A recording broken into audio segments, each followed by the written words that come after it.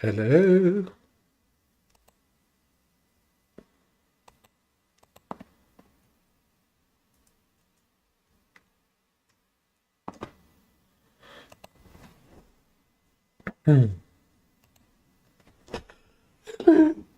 You're right, love.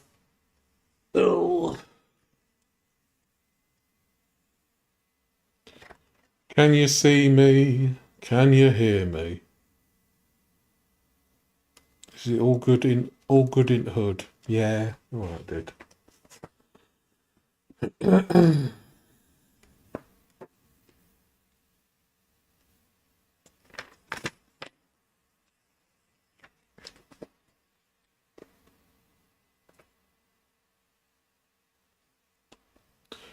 Right, so we're reading a magazine called Ocado Life. Right? So enjoy. Keep tender veg. Sorry, already messed up. Keep tender young veg feeling vibrant and fresh with gentle cooking and zippy flavour combos. Shoots and leaves. Young green shoots and leaves add a touch of feel-good sunny freshness to pizzas, pestos, pastas, salads and more. Choose folate-rich rocket for a crisp, peppery kick, while pea shoots deliver a softer leaf with grassy sweetness. Cornish potatoes. The first mainland potato crop of the season, these gems owe their PDO status to fertile Cornish soils and mild maritime climate. The result is a distinctly creamy texture and subtly earthy flavour. Simply steam, season, and toss in butter. Asparagus. Up your asparagus game with white and purple varieties. Sunlight shy white spears are mild and delicate, while purple ones are sweet and nutty. The pigments are heat sensitive, so expect the regal hue to disappear once cooked. Radishes.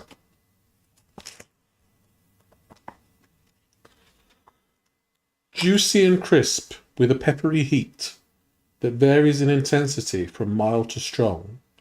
Peter Rabbit's fave snack is at its peak in spring. Try it roasted, pickled, or enjoy the French way with good butter and a little sea salt. Ooh la la.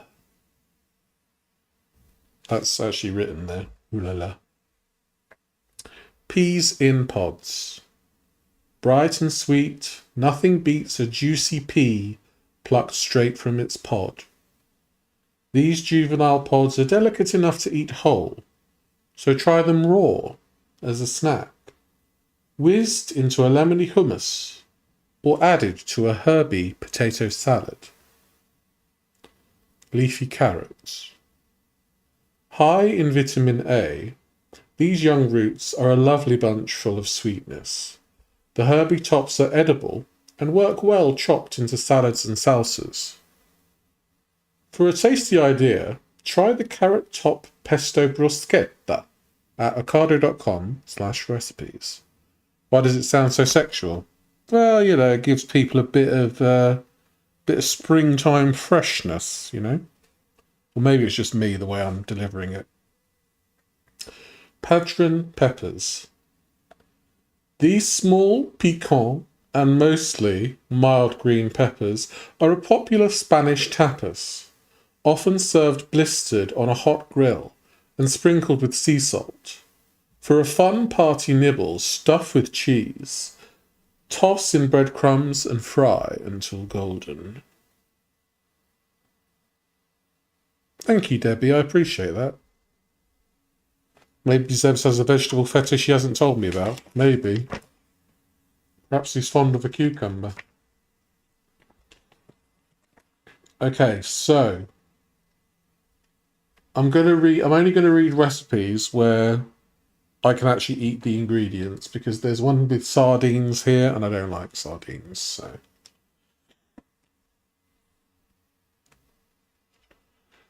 Well, no comment.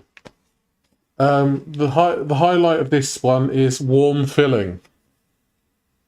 Sorry. Do you like my new camera, by the way? The filling is inspired by Moussa Khan, the national chicken dish of Palestine. It's traditionally eaten with bread, so I've served it as a delicious sarne. The baguette soaks up the wonderful juices. Serves for prep time 15 minutes. Cook time 30 minutes. Now, the ingredients are the following. 4 skin-on, bone-in chicken thighs. 3 tablespoons of sumac. 1 teaspoon of allspice. 1 teaspoon of black pepper. 80 milliliters of olive oil. 1 large onion, or 2 medium, finely sliced. 4 bake-at-home sourdough baguettes. 35 milliliters of pomegranate molasses. Now for the salad, you will need 1 garlic clove, crushed, juice of 1 lemon, 1 teaspoon of pomegranate molasses, 30 grams of rocket, 6 radishes finely sliced, 5 mint sprigs, leaves picked, and 5 flat leaf parsley sprigs, leaves picked. So, step 1. Preheat the oven to 190 degrees Celsius. In a large bowl, toss the chicken with 1 tablespoon of sumac, the allspice, and black pepper. Heat the oil in a deep oven-safe pan over a medium heat and fry the chicken skin side down until golden. Turn off the heat and remove to a plate. Step 2. Stir the onions into the hot oil. Nestle the chicken pieces on top. Sprinkle with the remaining sumac. Roast for 15 minutes.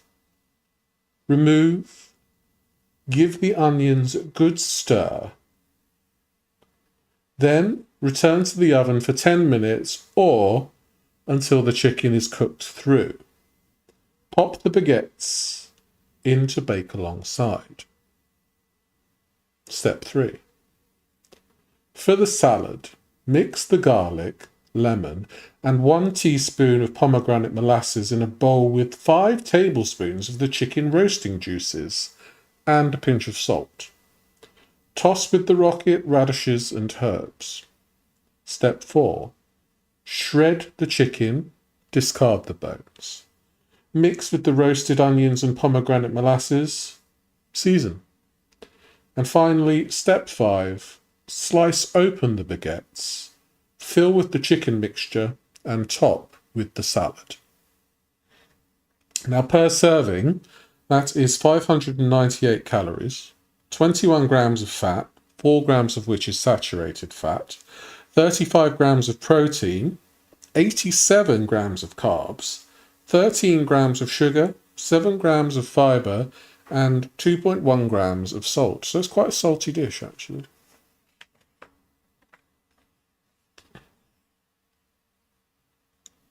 Now, there are 2 recipes here, and I'm not quite sure which one would be good, because this is, it's a carrot and apricot sandwich. So are you. That's fair. Yeah, this recipe is a spiced carrot and apricot sarnie with salsa verde.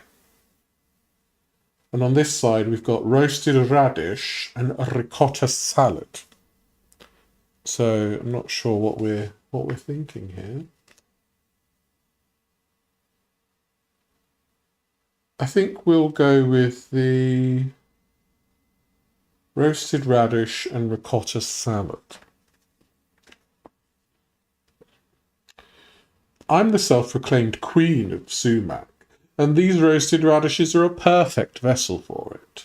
A little heat brings out their natural sweetness too. Enjoy as the main for 2 or a side for 4. Serves 2. Prep time 10 minutes, cook time 20 minutes. And the ingredients are as follows. 1 150 gram bag of mixed radishes, halved. 1 teaspoon of ground cardamom, from approximately 12 pods, crushed and seeds ground. 1 tablespoon of sumac, 1 tablespoon of olive oil, 100 grams of ricotta. We used valcolate. 1 tablespoon of runny honey, the zest of 1 lemon, reserve the juice. 30 grams of walnut pieces, 1 romaine lettuce chopped into 2.5 centimetre pieces, get your rulers out. 1/4 of a red onion, thinly sliced. 1 60-gram bag of rocket, a handful of dill sprigs, and 2 tablespoons of pomegranate seeds. For the dressing, you'll need 2 tablespoons of olive oil. Again, 1 tablespoon of pomegranate molasses. They love the pomegranate molasses in this magazine. 1 tablespoon of red wine vinegar. The juice of 1 lemon from the zested lemon. Remember, 1 garlic clove, crushed or grated. Preheat the oven to 190 degrees Celsius. In a bowl, toss the radishes with the cardamom, sumac, oil, and some salt. Place the ricotta in the centre of a small roasting tin and scatter the radishes around it. Drizzle over the honey with any leftover oils from the bowl, then scatter with lemon zest. Roast for 15 minutes, add the walnuts and cook for 3 minutes more. Number 2. Whisk together all the dressing ingredients in a large bowl. Add the lettuce, red onion, and rocket. Toss. It says toss. 3. Divide the salad between bowls. Spoon over the radishes and walnuts with any juices. Tear up and add the ricotta. Pick over the dill sprigs and scatter with the pomegranate seeds. This apparently gives you 2 of your 5 a day, which isn't too bad. 453 calories per serving, 33 grams of fat, 7 grams saturated fat, 10 grams of protein, 28 grams of carbs, 25 grams of sugar per serving. Good Lord. 4 grams of fibre, 0.2 grams of salt. So how are we feeling? How are we feeling about those recipes? The spicy chicken baguette sounds good, but I'm not quite sure about the old thingy bob, you know.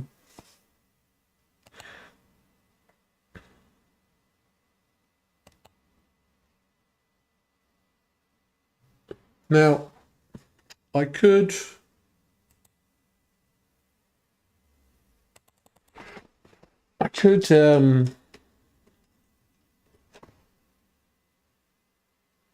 we could watch a video of some sort. A video of some sort.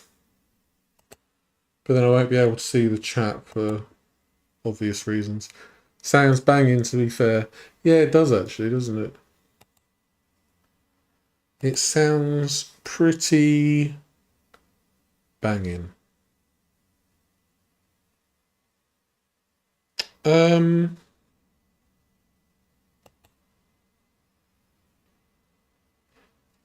Somebody I wanted to learn about a bit more was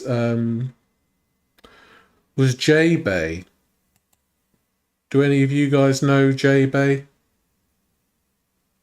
She's a fat acceptance influencer. I think she's in prison at the moment for being fat. No. She's in prison for something, but I can't remember what it is. Yeah, they throw fat people in prison now. Not a clue. Or... yeah, I don't know. So I thought maybe, I think maybe we could watch a video. We could watch a video of old, Thingy Bob.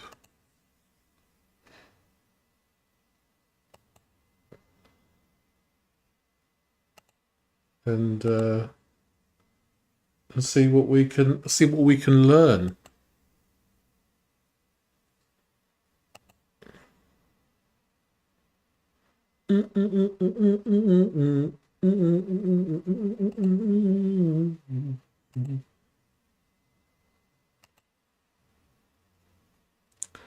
Okay, so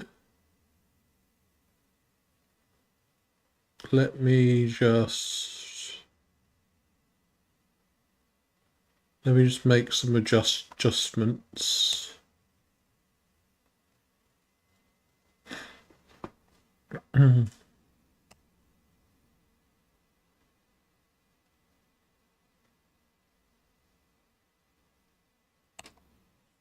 There we go.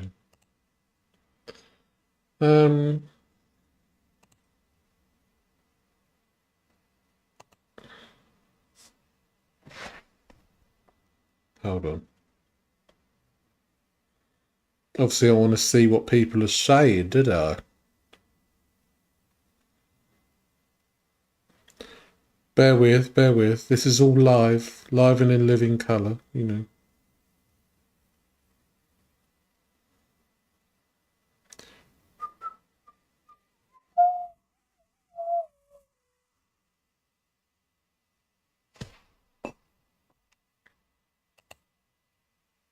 That's not it. That's not it.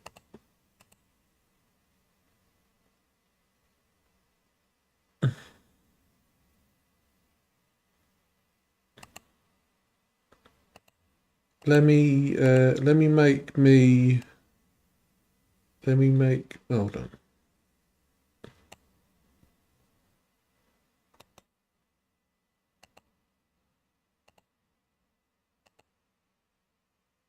I'll be here, hold on. That's not it.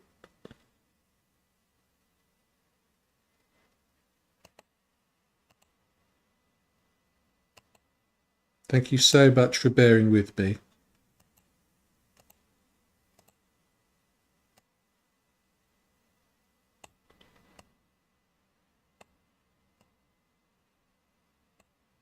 There we go.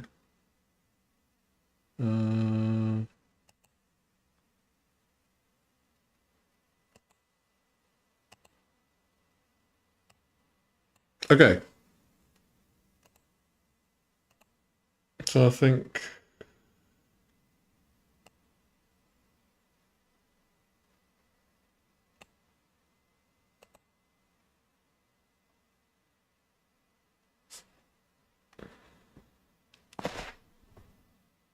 we can see. Well, I can't see the chat. Hold on. I'm live, don't you know?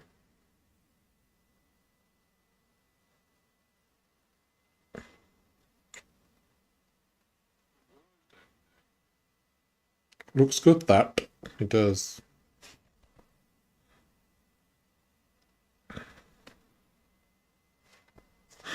Okay. So, yeah, I just want to... So this is a video about JaeBae, and it's catching up with her, so I thought it would be a good video to have a look at.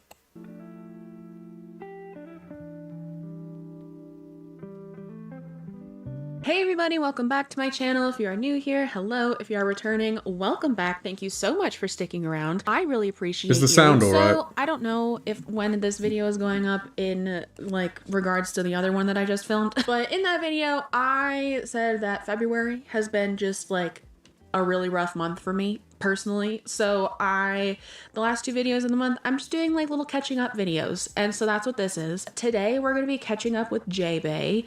I talked about her in my reaction this month, but I also have just been wanting to catch up with everything she's been doing on TikTok because honestly, I'm going to be so real with you right now. JaeBae for me as a creator on TikTok kind of personifies everything that I don't like about fat activism and that I don't agree with fat activism, because there are some... Sounds like it's echoing. Yeah, I think it's because I've got it on here. Because I don't have my headset on. I don't want to put my headset on, unfortunately. So yeah, I don't know.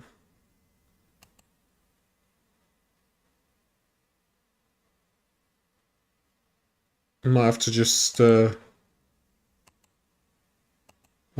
leave it.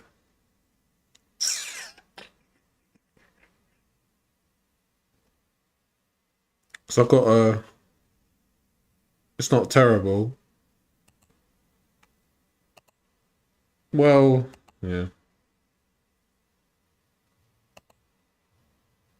things that I agree with, but there are a lot of things that I don't agree with how they do things, and she is like pretty much everything that I don't agree with. So we're gonna be catching up with her, talking about certain things she has going on, and yeah, so let's just get into it, shall we? But first I want to talk to you about my glasses, because they're different, and they're from Zlul. I am so excited to be working with Zlul on this video, because they have been my go-to for cute, high-quality glasses for the last like 2 to 3 years. Whenever I have worn glasses in a video in recent history, they have been from Zlul, including these ones, which I know everybody always asks about, and I love these frames so much. They are pretty fabulous glasses, that I have to be them fair. in 3 different I need some colors. new glasses. Okay, I got them in black to be Velma for Halloween this last year. So yeah, but I love these frames so much. One thing about me is that I have super bad eyesight and I have super bad astigmatism in both of my eyes. So my prescription has always been really, really expensive to get at like the eye doctor, right? Where you can buy glasses at the eye doctor. And while it is still unfortunate to have to pay to see, Zlul makes sure that I never have to break the bank to do it again. I've noticed that sometimes... Okay, so first off, if you don't know who JaeBae is, she is a fat activism content creator on TikTok. I've talked about her in a couple other videos.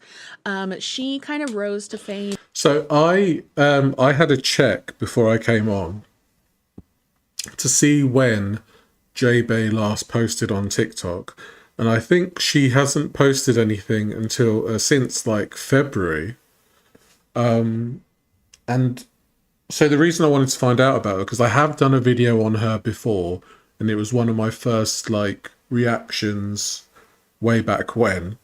So I figured, and a lot's happened with her apparently. So apparently she's currently in prison. I don't know exactly what for. I think it might be to do with assaulting a police officer, but I'm not 100% sure on that. That's why I want to have a bit of a look and see, you know, what the business is. But one of her main things is advocating for concessions for plus size travel. So making seats bigger, making hotel corridors wider, you know, things that are really easy to implement in infrastructure, obviously. So yeah, she's a bit of an odd one, is our JaeBae. So on TikTok for talking about flying while plus size and wanting there to be all kinds of like adjustments made to the flying process, making spoons so that bigger. fat people Is that could really? fit on planes more easily, and she had a whole petition and things like that. And so yeah, I've made a couple videos on her. I know a lot of people have talked about her, and I know I'm very late to talking about this myself, especially certain things with like GoFundMe and things like that. She has been very outspoken about Are you joking? how the world and society just aren't made to fit fat people. I don't think is a bad thing to talk about in and of itself, because I do, like I've said in so many other videos, I do think society treats fat people worse than they treat thin people based off of my own experiences. But I just think the way she goes about talking about... Yeah, speaking from personal experience, I do find that I'm treated a lot better since losing a lot of weight. I still get the occasional thing, because obviously I'm still a big guy, but I feel that I'm less I stick out less when it comes to, you know, just walking down the street.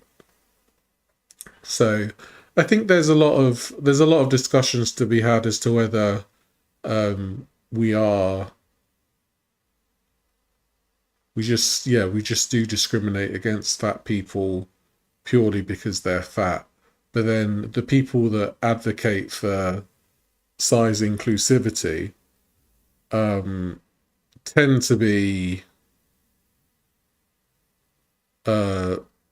people that have annoying personalities. So am I more confident since losing weight? Yes, I would say so. I would say I'm much more confident. I don't, like, when I weighed like 30 odd stone, there's no chance in hell that I would have gone on stage and sang a couple of songs, you know. I feel like the weight that I've lost has definitely brought me out of my shell. So yeah, I would say that I have gained a lot of confidence since losing weight, for sure. About this whole thing is part of the problem, and that's where my criticism of her starts. She has been doing just some like general fat activism on her channel or on her platform, and I want to talk about that in conjunction with the other things that we're going to talk about after this part, because I think she's very strategic, and or she might not be, and I might be making something out of nothing. That is also very possible. Okay, as someone, I work in social media full time, and I have my channel. There's a strategy to social media, and I think she's very aware of that, and I think... Am I calmer and more peaceful? Yeah, I would say I'm a lot less of a prickly pear, as they say. I'm definitely a lot more at ease with everything, and I guess, you know, that manifests in the way that I carry myself, you know. She posts things at certain times to get reactions out of people, to get benefits from other people. And yeah, so I don't really have like a script for this video. I kind of just want to go through some of the videos that I found and talk about them. So that's what we're going to be doing today. And yeah, so we're going to talk about her general fat activism first. And then we're going to go into some other things that she has started doing on her platform in the new year. So first we have 2 videos of her talking about food and the diet industry and things like that. So we're gonna get into those first, and I'm gonna grab some earbuds or something that are next to me so I can watch these with you, and then we can talk about them. Let's get one thing Thank straight. you so much. Food has no moral value. It's not good or bad, it's just food. And guess what? Fat people are allowed to eat what they want without justifying it to anyone. As someone who... Now, I feel like I I do prescribe to that philosophy that food has no moral value. Like, I don't think we should be demonizing certain foods in essence. I think we should obviously apply moderation to everything that we eat, but I feel like giving food a good and bad morality does cause a lot of issues, I would say. Have I done my 5k today? I have, Debbie. Yeah, I did. I did over 9k today. I put a video in the shorts feed, so saw some lovely animals today. There's no fast roads, only fast cars. Exactly. Yeah. I would say that there are a lot of people out there that definitely, you know, what, Eddie Abu is one of those people. You know, he looks at certain foods and goes, this is shit, when, you know, for some people, the food that he deems as being terrible is what they can only eat that day, maybe, you know. It's more to do with the amount of food that's eaten. That's what we should, be taking issue with. So it's all very well and good saying that food has no moral value. I completely agree with that. But people such as JaeBae take it to incredible extremes and will just stuff their face and be like, food has no moral value. Food is absolutely delicious. Nom nom nom. And she's already put on 200-300 pounds in the space of an hour, Who lives with an eating disorder, I've spent years unlearning the lies society tells us. Lies like you have to earn your food, that you should feel guilty for enjoying it, that you have to work it off later. None of that is true. The truth is, food is fuel, food is joy, and food is connection. And fat people deserve. Basically, it seems like she's replaced one eating disorder with another.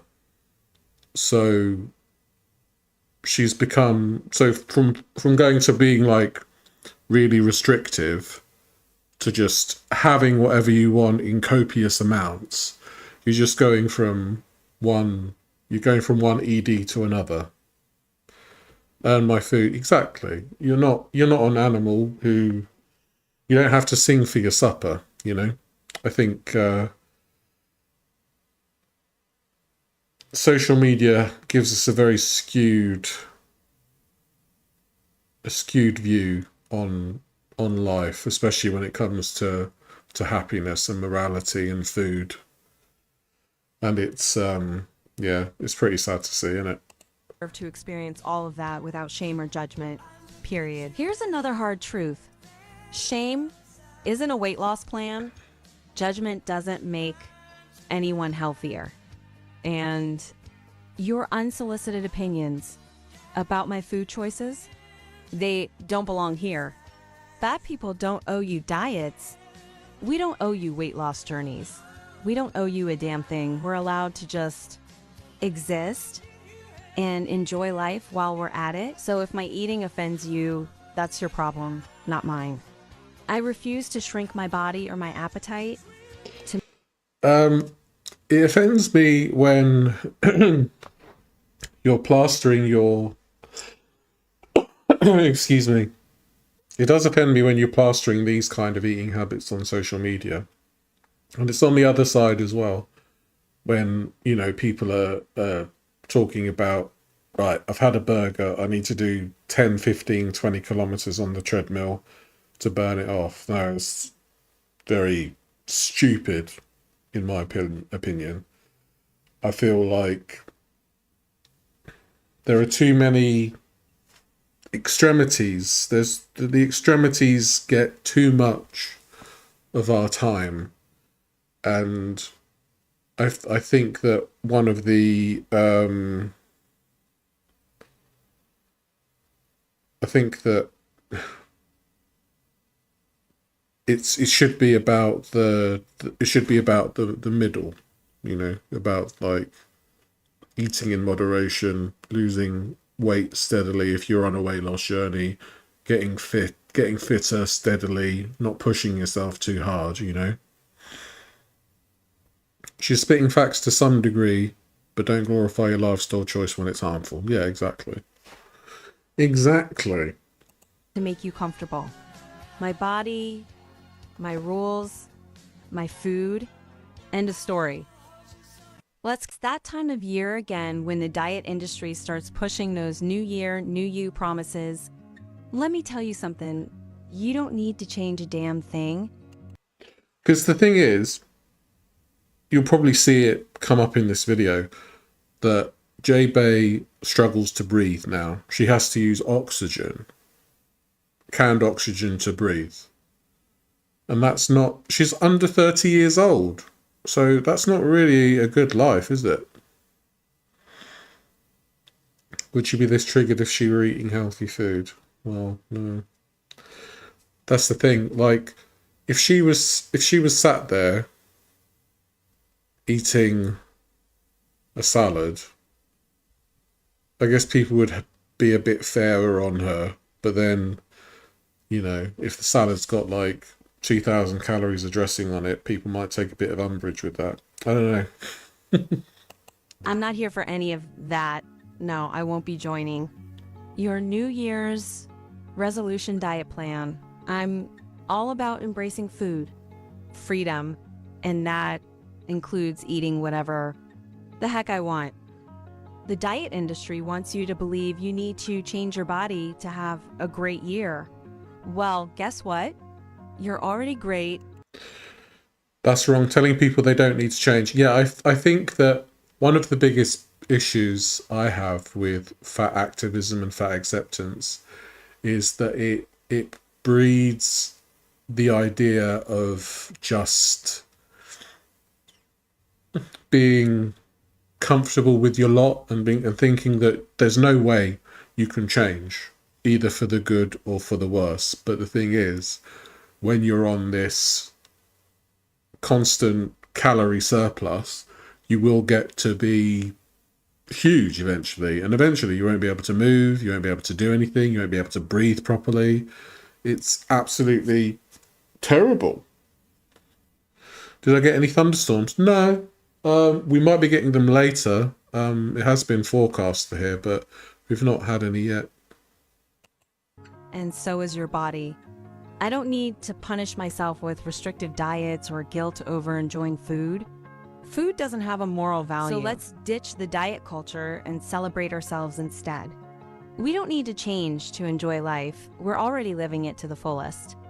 No resolutions, just real, unapologetic joy, because It brings cult-like behaviour. Yeah. I would say fat acceptance and fat activism is a cult. Definitely. this year we're choosing freedom. Freedom from the lies, the guilt, and the toxic diet culture. We're here for the good food, the good vibes, and all the happiness we can get. You're perfect just as you are, and that's worth celebrating every damn day. So I'm going to touch on these two and then we're going to move on to a couple more. But I think this is, and I've talked about this before on my channel, I think fat activism and fat activist creators, they have a tendency to say things that like most people will agree with, right? Like, or talk about things that most people agree with, like how harmful and predatory the diet industry is. And yeah, I think that the way that people get lured in by fat activism and fat acceptance is it's very hard to deny their initial arguments. It's hard to deny the fact that, yeah, you're right, food shouldn't have a moral value. Food is something that fuels your body, and you know, on the surface it's fine. Yeah, that's fine. But then you've seen her gorging on tons and tons of food, and then you're like, it's not really a good philosophy to have, is it? Those donuts do look banging. They do look pretty good, yeah. and how it's become such an issue in terms of like how people, especially in America, approach food, approach body image, things like that. They'll talk about that a lot, but then they'll use it and then they'll just start saying some other outlandish stuff. And I think that the context with JaeBae's content and this kind of content is really important, because JaeBae will say things like this, right? But then she will also complain about how certain things aren't accessible to her because of her size, and then she'll go on to like make petitions for things to change and stuff like that. And I think I and a lot of other people are of the mindset that like, no, you cannot change overnight. Like, you can't lose hundreds of pounds overnight, and that is a reality. And so like, I think saying just lose weight is kind of, I think that a lot of the fat acceptance people probably don't want to change because they're scared of the challenges that come with losing weight. They don't want to. They think that certain where's my train of thought? Gone. Sorry. I've been on antibiotics and stuff all week, so my head's a bit. I feel like they perceive diet culture as being just eating 2 or 3 salads a day and that's it. Whereas you don't need to be like that. You can have a calorie deficit of like 1,000 calories. And if you're a big person, if you're like 400 or 500 pounds, then a 1,000 calorie deficit is still going to be like 3,500 to 4,500 calories. So, hello Lee, welcome in, good to see you. So I think that fat activists have too much of that kind of black and white thinking, all or nothing mentality. Whereas it doesn't need to be like that. It can be a gradual process. They fear losing the comfort and support food brings. Yeah, I completely agree with that. And that's something that even now, in my own experience, is something that happens. You know, with this ear infection and my bad shoulder that I've had, I have been turning to food somewhat to give me comfort because I still have the remnants of those coping mechanisms in my mind. And they're very hard to shake off. It's easy to say, well, you know, just eat well. But when your mind's on something, you just like, I kind of just want instant comfort, temporary comfort, you know. Oh, Eve, thank you so much for the gifted membership. I appreciate that. Thank you. So I know exactly where these people are coming from, because food is one of those great things at being temporarily comforting because of, you know, certain flavors, certain memories that trigger with certain foods. So I actually empathize with people who are in the fat acceptance or fat activism movement, but then they choose to make things worse for themselves. And I think that's where I take issue with it. Fat acceptance people binge on junk food to prove some sort of point. That's your problem with it. Yeah. I completely agree. It seems to be a show of defiance for them that they can eat all this stuff. But then, you know, when they're shoveling all of that stuff in their mouth and they're getting to the point of immobility or not being able to fit in certain spaces, then that's something that they have to deal with. And the majority of the world isn't super morbidly obese. And I just disagree with the fact that people seem to conflate being morbidly obese with being black or being LGBTQ plus. And it's not the same, because you can't help having a different skin color. You can't help having same-sex attraction. You can help being fat as fuck. That's for sure. Because, you know, I didn't get to being 500 pounds by just existing. I got to 500 pounds by eating a ton of food and not moving. So, you know. Like, writing that off, like, it's not something that can be changed overnight. It is something that they're still going to have to deal with, even if they are losing weight. But I do think there comes a point where, and I'm going to say this probably a lot in this video, where if your size is starting to affect how you move about the world and how you move around society, point where it's causing you so much stress that you need to talk about it online and things like that, the reality of it is that you can try and you can lose the weight if you want to. And I think, yeah. And we can see with stuff like Ozempic, Mounjaro, Trulicity, that you are able to take medications where it can help you lose weight and where it can suppress your appetite. It's the arrogance of a self-inflicted problem and expecting the world to accommodate them. Yeah, exactly. And with JaeBae in particular, she has been on several crusades to make everything more plus size inclusive, which to a certain extent I can agree with. Again, it's a surface argument, isn't it? Like, it's like the tip of the iceberg kind of thing. You think, yeah, I agree with that. I think we should have slightly bigger seats to accommodate people because, you know, there's not only super morbidly obese people out there, there's people that just are naturally a bit wider, or, you know, they're built like rugby players, or they're a bit muscular, or they've got wide hips and things like that. So on the surface, you can agree with their sentiment. You think, yeah, maybe if we made seats like 1 or 2 centimeters wider on each side, sure, maybe the airlines would lose a bit of money, but it's not too bad.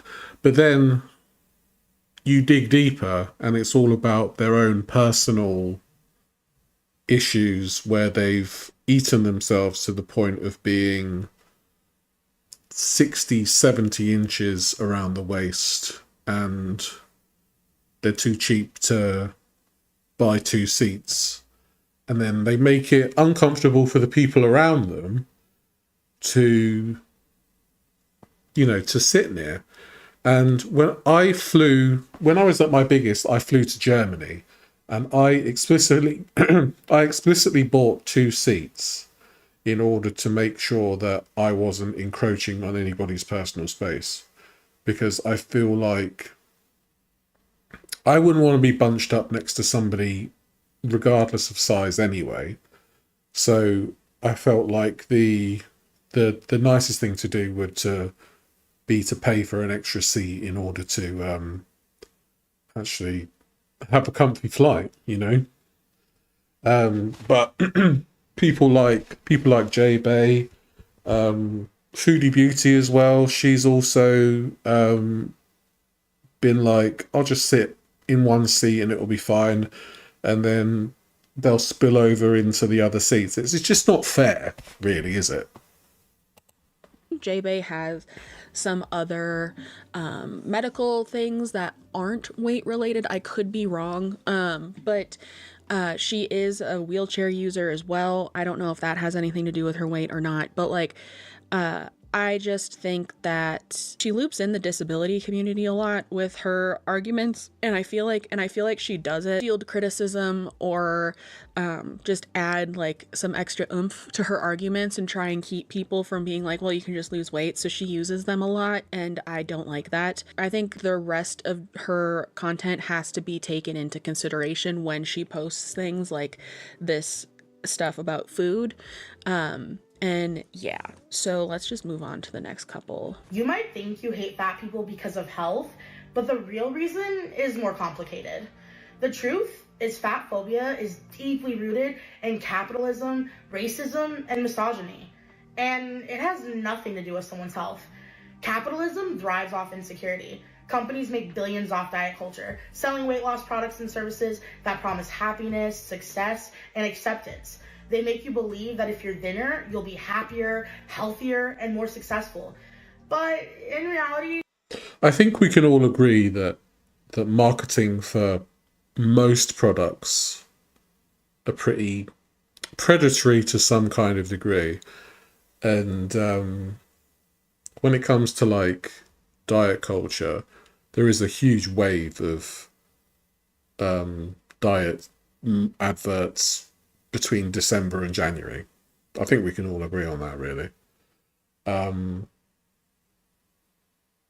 Yeah. they're just profiting off of your insecurities.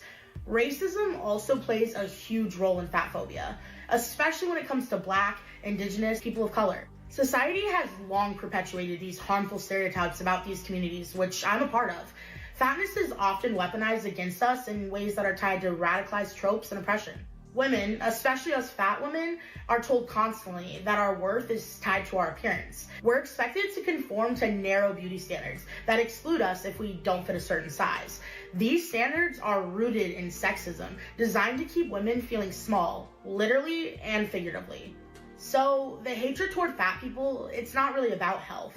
It's about control. Control over what bodies look like and what bodies are allowed in certain spaces. Yeah, she conflates racism and fat phobia in the same kind of in the same sentence. Book 2 seats adjacent to each other, then cancel the other one as late as possible in the hope no one else books it. Yeah.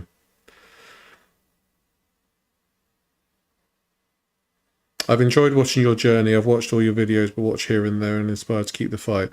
Thank you so much, Lee. I appreciate that. Yeah, one of the main reasons that I started the channel was to see if there were other people out there that would be inspired, and it's been really heartwarming that there are a lot of people out there that that resonate with my journey, and it's just really nice that there's so many people out there that are supporting me, and yeah, I do my best to support others in ways that I can, and just I guess try and lead them away from the more harmful aspects of diet culture, and maybe be more of like a moderate voice in this kind of in this way of thinking. Thank you, I appreciate that. Spaces, and who gets to define what's considered acceptable. So next time someone tries to tell you they're concerned about your health and that's why they're fat shaming you, just know it's a bunch of and if you're one of those people telling fat people, especially on the internet or IRL, that they're the problem and that you're just concerned about their health and that's why you have to treat them poorly, get over yourself, because it's not about health, and you know it, and so do we. So there's that. If you put yourself online, and her videos obviously show her eating lots and lots and lots, I feel like there is a certain responsibility that you should have when it comes to that. I don't think you should be glamorizing your obesity at all, as far as I'm concerned. Fat phobia is the last form of discrimination that's widely accepted, and it's everywhere. Unlike racism, sexism, and homophobia, fat phobia is rarely called out or addressed. In fact, it's so ingrained in our society that it's considered normal, and that needs to change. Look at the media. Fat characters are often portrayed as jokes or villains, lazy, unhealthy, and deserving of ridicule. These stereotypes are reinforced in movies, TV shows, advertisements, and they shape the way that society views fat people.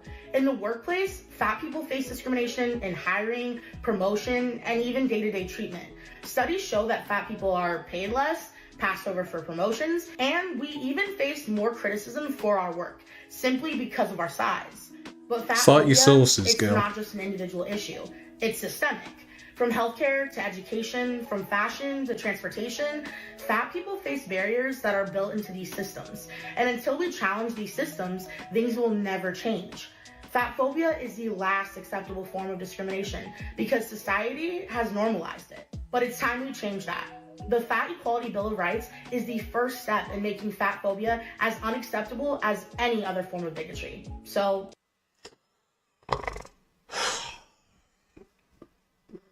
A fat equality Bill of Rights.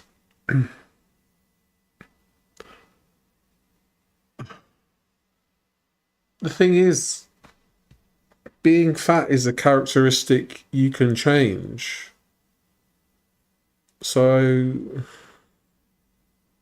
I just don't understand why she wants to be treated equally for just eating a lot of food.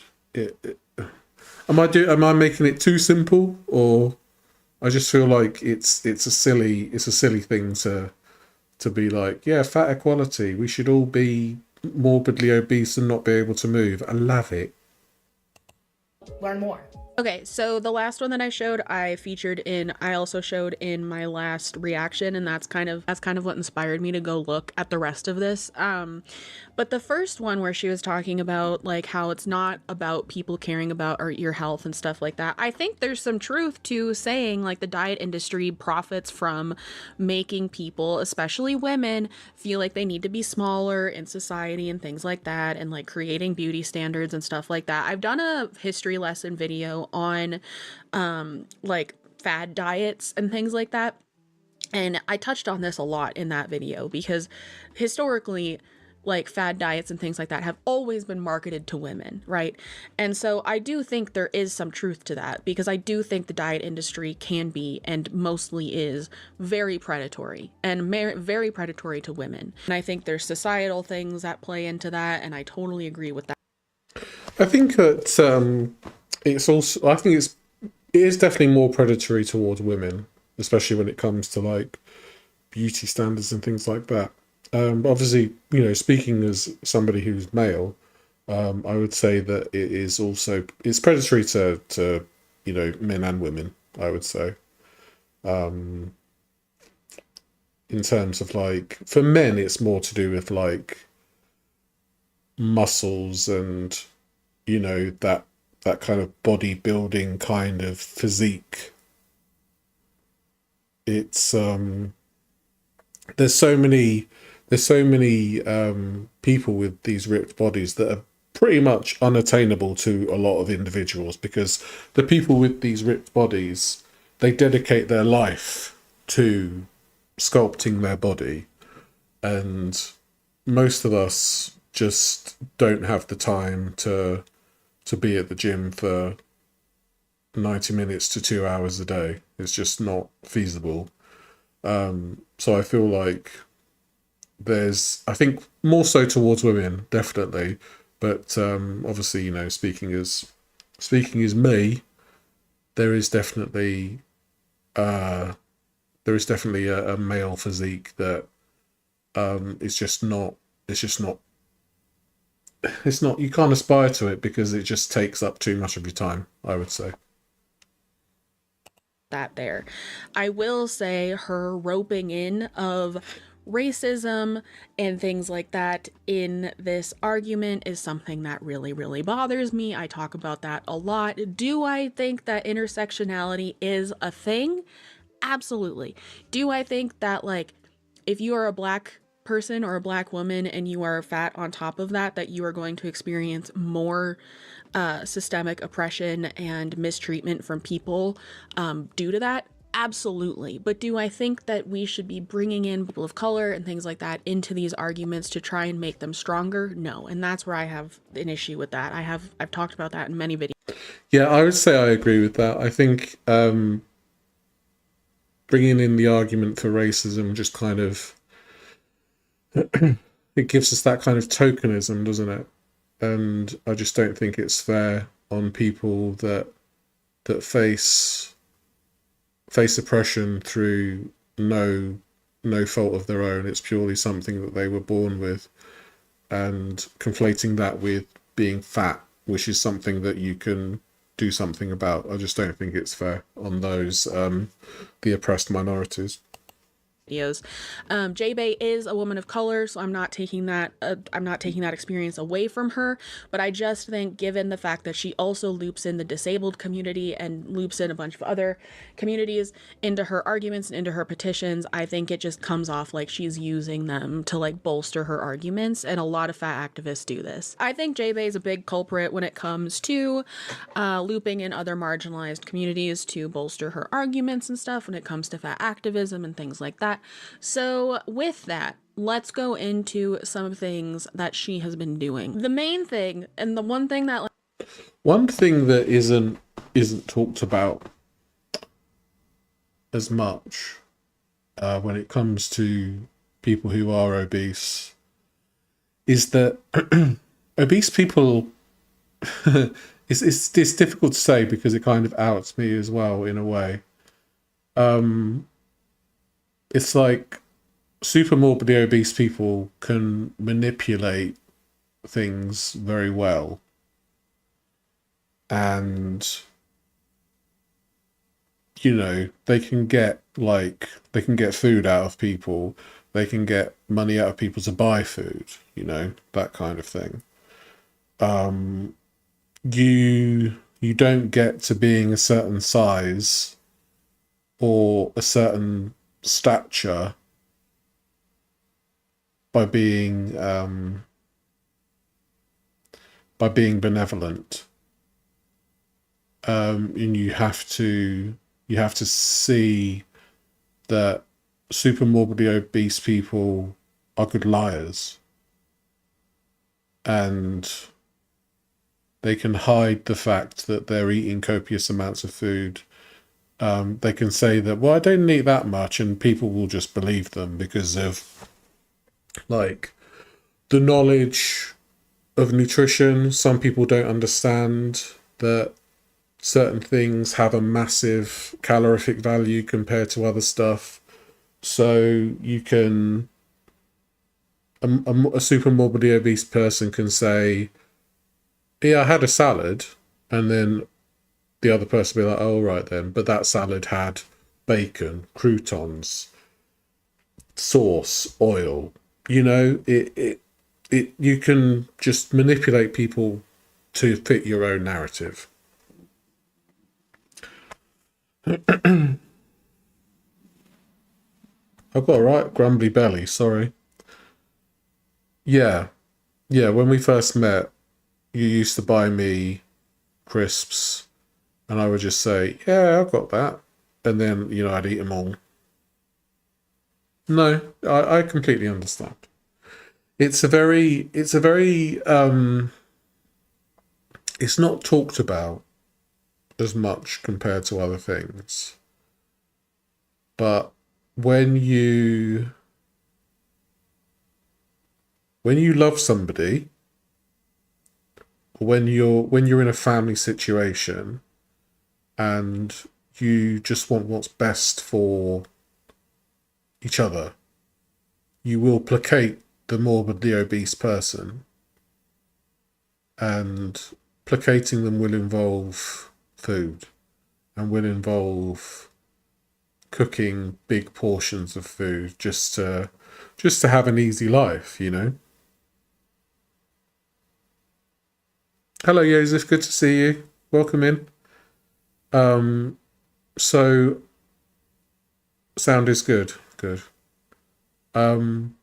Yeah. So I think that it's something that it's definitely a big psychological thing that needs to be addressed. In that, and you see it in documentaries like My 600 Pound Life, where the people, they eat so much food, and then they get to Dr. Now, who takes absolutely no bullshit, and that's when they hit the barrier, because they realize that they can't manipulate a doctor, they can't manipulate a surgeon, they can manipulate their small circle, you know. Like Foodie telling Salah that people on diets can eat cheeseburgers. Yeah, exactly. You see it with Foodie and Salah. Foodie will say something, and then Salah will be like, really? And Foodie will be like, yeah. And then Salah will be like, all right, then we'll get a couple of cheeseburgers. It's just incredible. It's just incredible manipulation.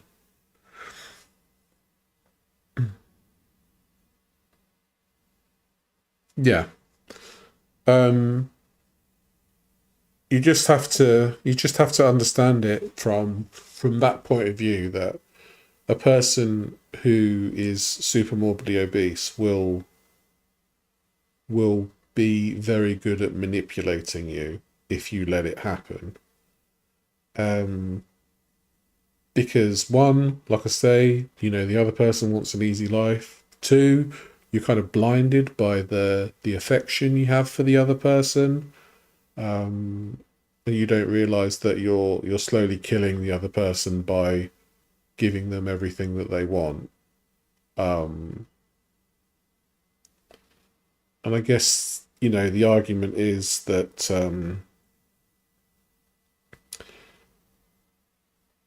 the argument is that, you know, if you love somebody, you would not feed them copious amounts of food. But unfortunately, a lot of us come from cultures where like a good home cooked meal is a sign of love, isn't it? And while I agree with that, obviously the home cooked meal ends up being like 40 chicken nuggets and a load of fries. So it's do you see what I'm getting at? I hope you do.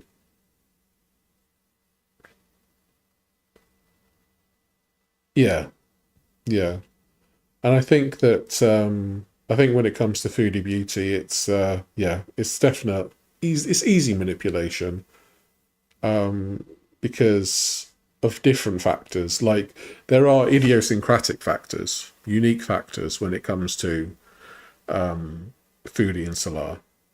But when you see it just as a normal, when you see it from like you have no prior knowledge, you see it as a morbidly obese person manipulating their partner to get the food that they want or to get the drinks that they want. You know, it's just at its core, that's what it is. I've learned so much about I've learned so much watching the tactics, learned about myself. Yeah, yeah. You kind of realize, oh yeah, I kind of do that too. You know, I think that's why when I first watched Foodie Beauty, I felt empathy because I could understand where she was coming from with being unable to help yourself with eating copious amounts of food, because sometimes it happens mindlessly, and then obviously, you know, you see that her manipulation doesn't just end at food, it bleeds into other areas of her life. And yeah, you just have to understand that she is an extreme manipulator, along with other morbidly obese people, like the people that the people that are like quote unquote lolcows in the Gore World universe. Amberlynn Reed, Foodie Beauty, Glitter and Lasers. They are highly manipulative people, and they will do that in many different ways. Like Amberlynn talking about her BPD, Foodie talking about binge eating, Glitter and Lasers constantly crying, you know, all that kind of stuff. Victoria Wood did a documentary on why people comfort eat. Really? I didn't know that. Maybe I can find that somewhere. But yeah, that's just I think when you go from more super morbidly obese to being thinner, because I'm not quite out of the woods just yet. You do see how much of a dick you were, and how you would manipulate people to give you food. It's just like, I'm glad I don't do that anymore. Yeah. Like caught me so off guard when I was in my last reaction video, because I hadn't gotten to the point where she talked about it yet. I was like sourcing videos for that video. She started a fat equality bill of rights in January 2025, okay? And so I'm gonna put a couple videos in here of her talking about that whole thing. For the Fat Equality Bill of Rights, and I want you to be part of this revolution. Every day, the Fat Equality Bill of Rights, the right to bear cheese toasties. What if the King of England comes in and tries to steal your cakes, you know? My bank account thanks you for changing. I know, right? individuals face barriers that nobody should have to live with. Whether it's being turned away from a doctor's office, not fitting into seats on public transportation, or being unfairly judged in the workplace. These aren't just inconveniences, they're human rights violations. The Fat Equality Bill of Rights is a critical step towards changing all of that. It's a set of protections designed to ensure fat people are treated with the same respect, dignity, and access to basic rights as everybody else. And it's time to make this a reality. Just like the civil rights movements that have reshaped history, we're fighting for a world where fat people are treated with fairness, not just... My cheese and ham toasties are divine. They are actually, to be fair. So, if I had a Bill of Rights, free ham and cheese toasties for all.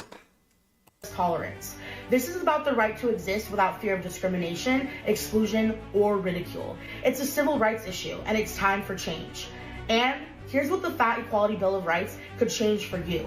This bill will protect fat individuals in every area of life, from healthcare to employment, transportation to education. Imagine walking into a doctor's office and not fearing weight bias. Imagine sitting on a plane without embarrassment, or shopping in a store that actually carries your size.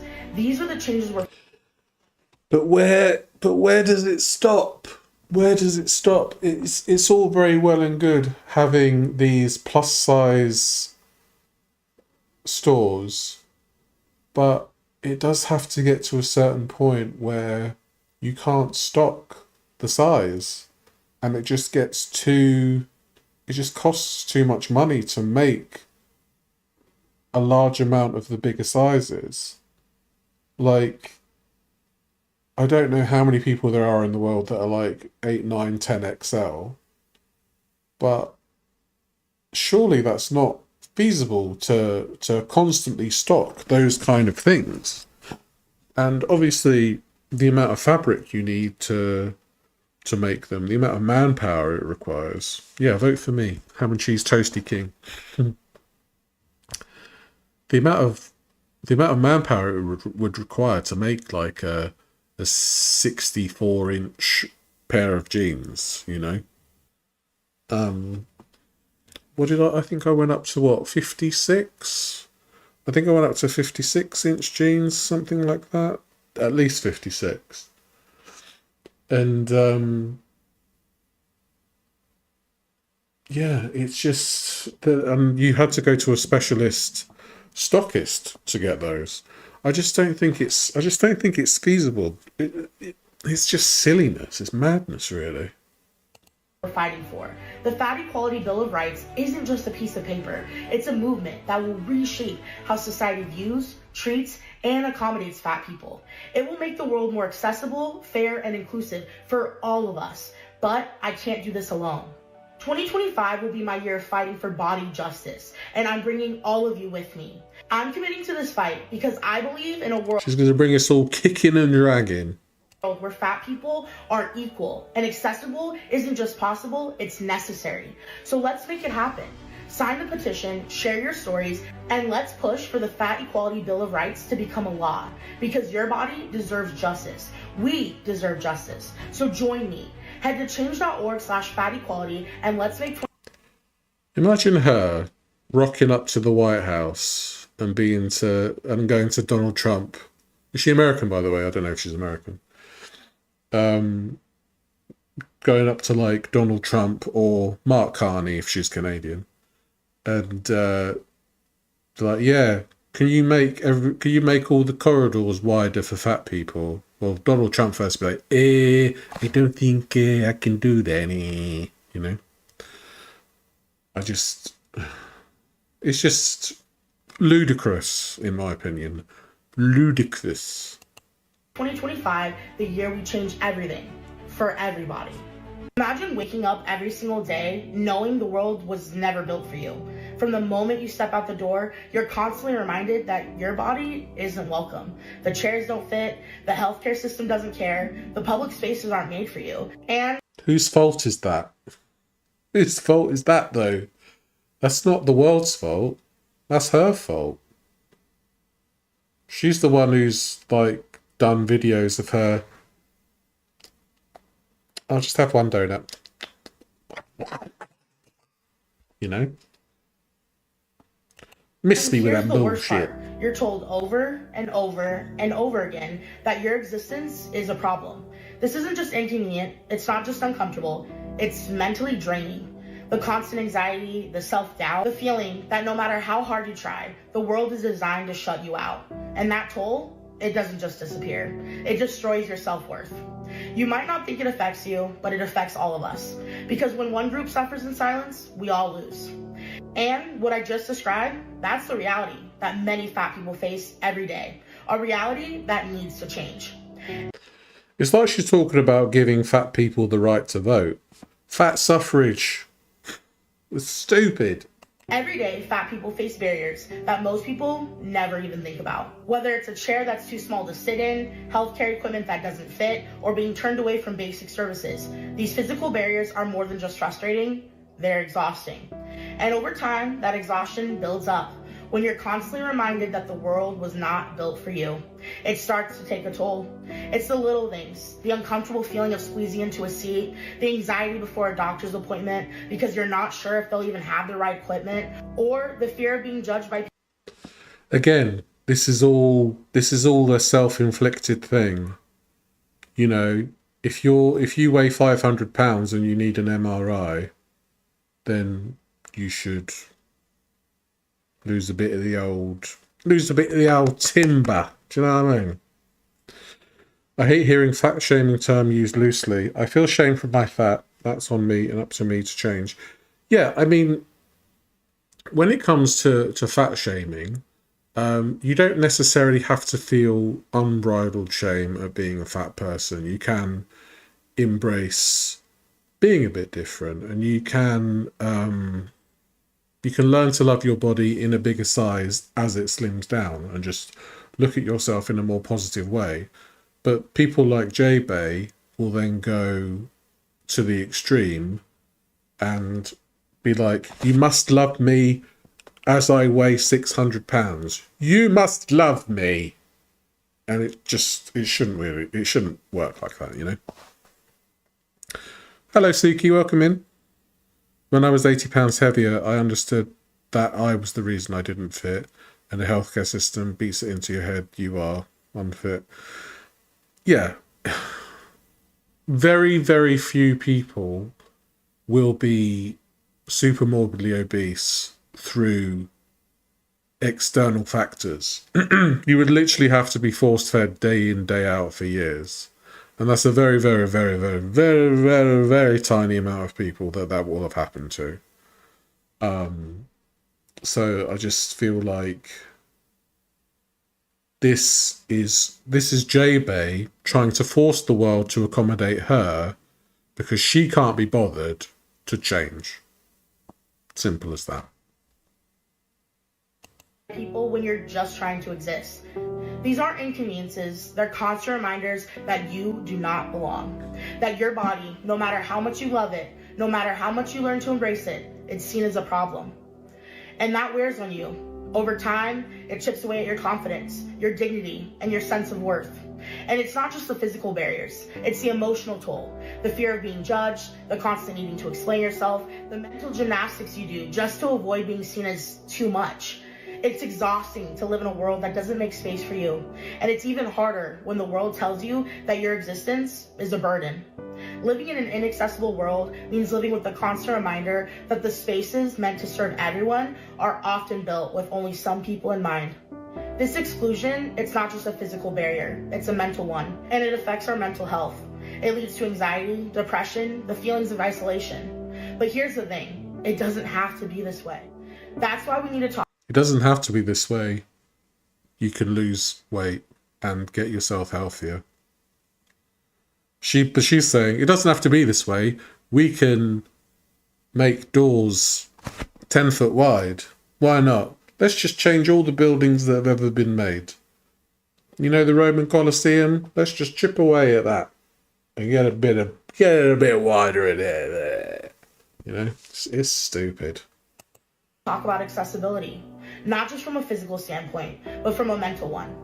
The Fat Accessibility Act is about more than just fitting into spaces. It's about creating a world where fat people can exist without the emotional burden of constantly fighting for equal access.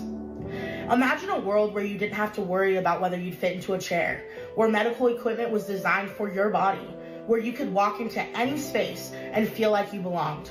A world where you don't have to carry the weight of inaccessibility on your shoulders every single day. That world is possible, but it's going to take all of us working together. The Fat Accessibility Act is a step towards that change. It's about creating a world where we can all move throughout life with dignity, comfort, and equal access. And we need your voice to make it happen. If you're ready to help us build a world where no one has to carry the mental toll of inaccessibility, it starts with you. Take a moment to fill out our survey. It's linked in my bio. Thank you for the gifted membership. Not gifted. Thank you for the membership, Shah. 9 months. Good Lord, it's been that long. My goodness. Happy gestation period of a human babyversary. Let's go. Whoop, whoop, whoop. Thank you so much, Shah.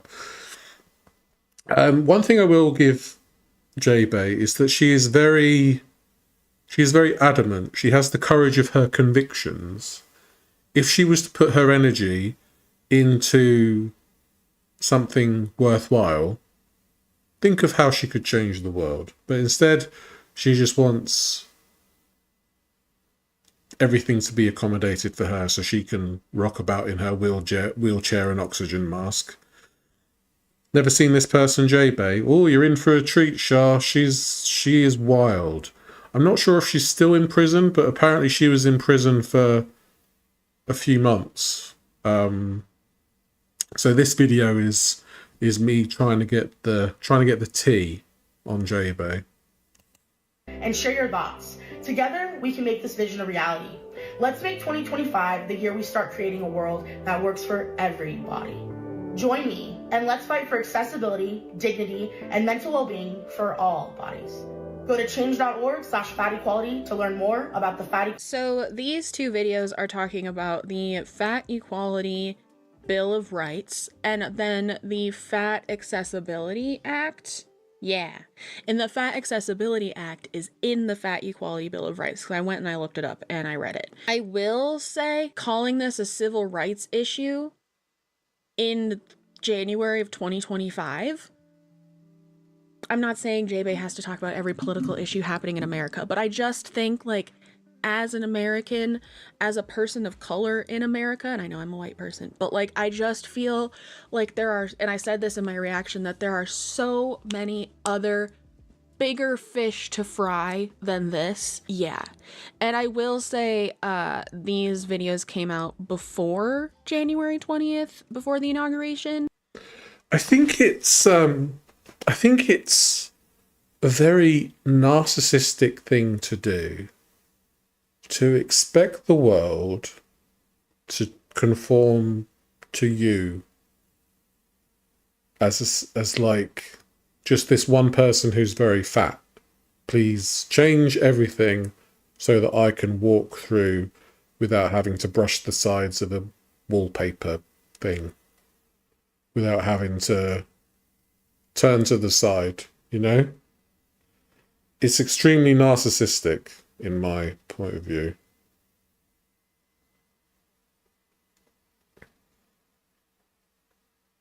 Yeah. This JaeBae seems very problematic, very much so. But she's still going on about it, and we're going to talk about that too. I don't agree with a lot of this. Do I think that the world or our society should be more accessible just in general, especially for people with like disability, like disabled people? Yes. And I mean that for disabled fat people too. I get criticized for that, and I'm not saying that like disabled fat people like don't deserve accessibility. That's not what I'm saying at all. Narcissists are very visible on social media. Yeah.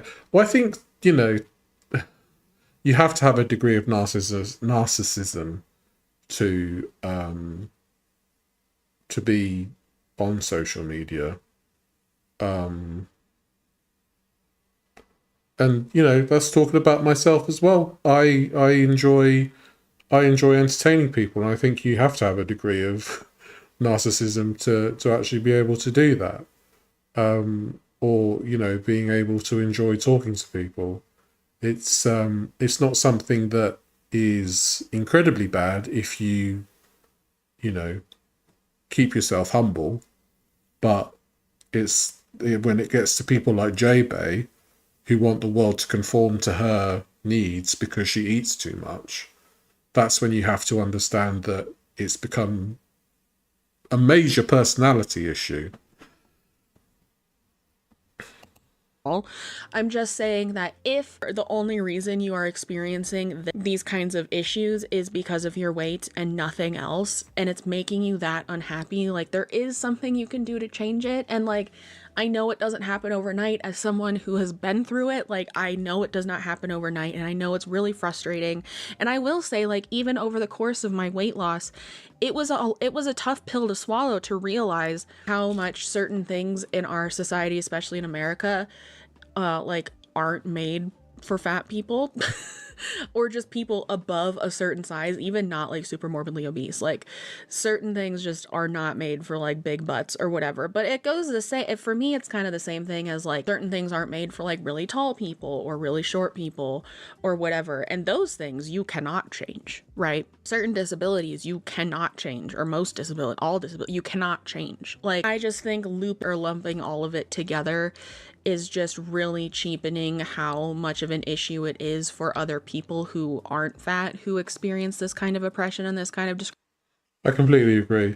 Lumping in being fat with being disabled or being black or being LGBTQ plus, it just makes everything feel less important when there's still systemic racism, where there's still homophobia, where there's still ableism.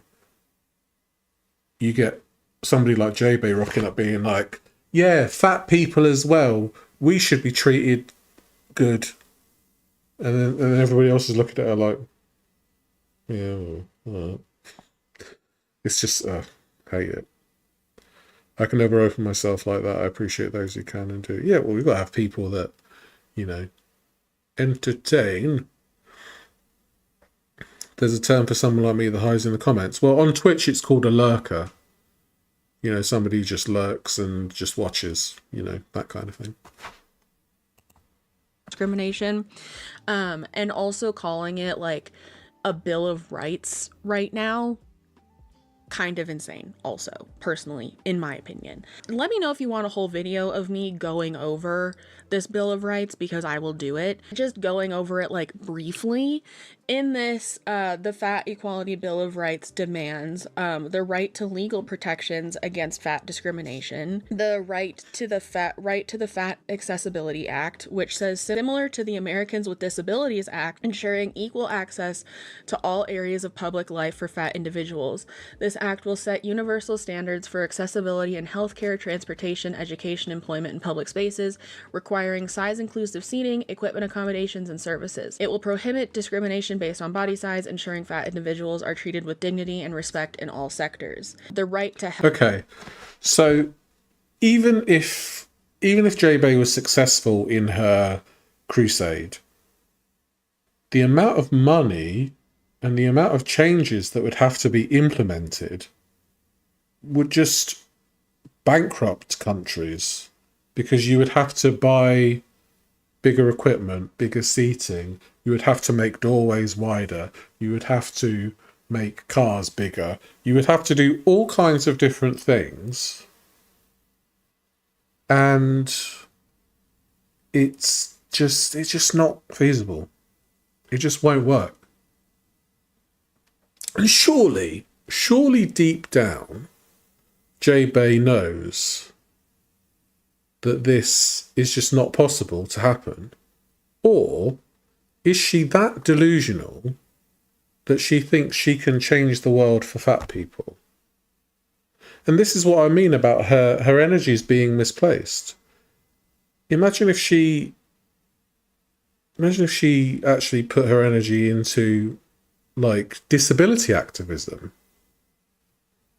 She would do so much better with that, because, you know, people with disabilities deserve rights and dignity, whereas fat people, we can always lose the weight with varying degrees of difficulty. So you do have to think that she must be delusional to think that all the countries in the world would make all of these accommodations for fat people. It's just not financially possible. She must realize this. Healthcare equity, which basically means that healthcare environments have to have wider MRI machines, appropriately calibrated scales, larger hospital gowns, and that clinics have to implement size appropriate seating, equipment, and staff training to accommodate fat patients comfortably. Right to employment equity. All individuals must be treated fairly in the workplace, free from discrimination based on body size. Right to standardized public seating. Basically saying that seats have to have a minimum width of 22 inches and a minimum depth of 18 Suki, thank you for being a inches. member. Right to accessible Appreciate transportation. Transportation providers must ensure an adequate number of seats that accommodate fat individuals' body types are available and for no additional cost. Right to fat-friendly travel accommodations. That's the same thing as her, I believe, her flight petition. Right to clothing accessibility. Retailers must carry a full-size range in stores, including up to a 7X or a US size 40 if available online. Right to fair housing. Sorry, Suki, thank you so much for that membership. I appreciate you. So a 7XL, what about people that are 8, 9, 10XL? Where does it kind of end, you know? It's it just doesn't make any sense. It really doesn't. Because then if this was all implemented, the people that are bigger than 7XL would be like, we feel discriminated against because the shops don't have the 8, 9, 10XL in stock. We want to eat more, to be honest. Protections. All individuals have the right to housing that is inclusive and accessible regardless of body size. And right to inclusive educational environment. So this is saying that universities must provide inclusive accommodations, including appropriately sized furniture like desks, chairs, seating in classrooms, libraries, and dining areas, as well as specialized seating in lecture halls, event spaces, and other student areas. And that anti-discrimination policies must explicitly include body size as a protected category. This all kind of like goes with what my main gripe with this is that like the inconveniences that they're talking about, for the most part, clothing sizes not being available, not being able to fit in chairs, not being able to like just move about society and things like that, or just talking about how people think differently about fat people. I think these are all like emotional things. Yeah, it's not like people are refusing to serve you because you're fat. It is minor things like, I wish I could get this clothing size in that shop I like. Or I wish this chair was a bit more comfortable, you know? Welcome back, Zebs. It's in the grand scheme of things, they're very minor. And it just seems like JaeBae wants all these minor things to be addressed because they annoy her that much. She's like, well, I really want a bloody... You know? She's just really annoyed at everything. And it's unsurprising that she's gone to prison for being very annoying to somebody. So... don't know if they're like actual tangible things that can be changed, and equating it again to things like other civil rights movements is insane to me. Like I think a lot of this is changing like infrastructure of things, which like, should we focus on doing that for the disabled community? Absolutely. I think planes are wildly inaccessible to people in wheelchairs or just people in general, to be honest, because everybody's packed in there like sardines. But like people in wheelchairs or even like really tall people or whatever, like flying's really uncomfortable. My main issue with fat activism in general is I think they talk about how a lot of people think negatively about fat people, and whether or not that's true is a different thing. But a big thing that they talk about is that fat people aren't taken seriously. Like in this fat activism Bill of Rights, they talk about like employability, things like that, and weight bias. And I think I do think that fat people a lot of times are infantilized, and I'm not denying that at all. I've experienced that myself. And I do think that, like, Yeah, thinking about it, there have been points where, as a fat person, I've been kind of treated as like I'm stupid, or that I don't have the emotional intelligence to do certain things. This kind of made me think that, yeah, actually, when I was really big, I was kind of made to feel a bit more childlike. And yeah, that's a very interesting. It's actually like, well, yeah, I actually was infantilized quite a lot. Anyway, yeah. Manager refused to hire a fat girl and said she'd be out of breath within 5 minutes. Yeah. Yeah, that's probably why I got passed up for a lot of interviews, because they wouldn't be able to see me working in an environment where I'd just be sweating all over the place and hearing like in the background, you know.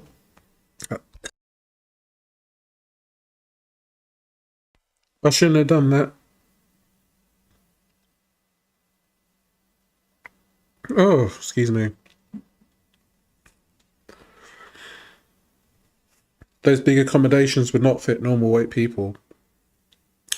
No, because I guess if you've got one seat that's like double the size of a normal seat, that would be reserved for somebody who was really fat, you know. Like in the UK, when I go to the hospital, there are the big chairs which are meant to be for super morbidly obese people, and then you've got the normal chair. You wouldn't have like a person of a normal weight in the massive chair, really, because it would be reserved for somebody who's much bigger. I never liked how people would over-exaggerate how much room I needed. Yeah. I remember being on a bus once, and the bus was full, and nobody would sit next to me. Nobody. And there was room. There was room next to me, and I don't think I stank that day. But nobody would sit next to me. They would rather stand up for the journey than sit next to the morbidly obese person. So I completely understand that, yes, fat people are treated as lesser in society, but there's always something you can do about that, and there's various means to do it. Like, you can do a calorie deficit and exercise, you can do fat loss injections, you can do weight loss surgery if it comes to it. There are a multitude of things that you can do. They're not all going to work very fast. Some of them aren't going to work at all. It's all about finding the right thing for you to do. And if you feel like you've exhausted all the options and fat loss surgery is the only option, then go ahead and do it. But yeah, it's again, when you see the arguments that fat activists make on a surface level, you do agree. But then when you delve deeper, it's a very narcissistic take that they're making, because it's all about their own comfort, not anybody else's. It's actually more about their own comfort and making other people uncomfortable. That's what it's about.